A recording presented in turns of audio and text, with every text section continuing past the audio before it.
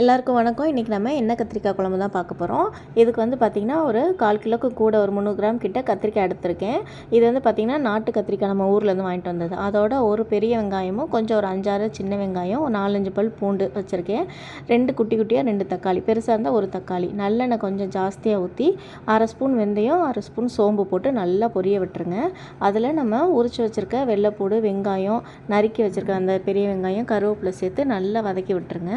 இந்த குழம்பு பார்த்திங்கன்னா வதங்குறதுல தான் டேஸ்ட்டு. கத்திரிக்காய் இப்படி கொஞ்சம் மேலே காம்பு விட்டுட்டு நடுவில் கிராஸாக அப்படி நறுக்கிக்கோங்க. அப்போ தான் அந்த குழம்பு உள்ள அந்த மஞ்சள் மிளகாத்தூள்லாம் சேர்ந்து புளிப்போடு சாப்பிடும்போது ரொம்ப அருமையாக இருக்கும். அந்த நல்லெண்ணெய் வாசத்தோடு சாப்பிடும்போது கம்மன்னு இருக்கும். இப்போ வந்து நம்ம அது வதங்கிருச்சு, கொஞ்சம் உப்பு போட்டு வதக்கிக்கோங்க. இதோட நம்ம கத்திரிக்காயும் சேர்த்துருவோம். ரொம்ப போட்டு கிண்டிகிட்டே இருக்கக்கூடாது, அப்போ கத்திரிக்காயெலாம் வந்து கரைஞ்சி போயிடும். இது வந்து ஒரிஜினல் ரெசிபி.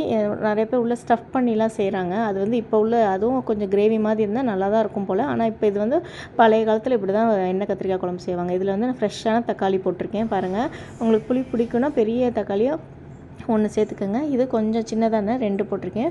புளி வந்து ஒரு சின்ன எலுமிச்சம்பழம் அளவு சைஸ் போட்டால் போதும். ஏன்னா நம்ம வந்து கெட்டியாக வைக்க போகிறோம். புளி நல்லா கரைச்சாச்சு. இதில் வந்து மஞ்சள்தூள் 1/2 ஸ்பூனு, மல்லித்தூள் 1/2 ஸ்பூன், மிளகாத்தூள் 2 ஸ்பூன் போட்டிருக்கேன். இதை நல்லா கிளறி விட்டுருங்க. ஒரு பட்டை மிளகா போட்டுக்கோங்க, அது ஒரு டேஸ்ட் கொடுக்கும் அதுக்கு.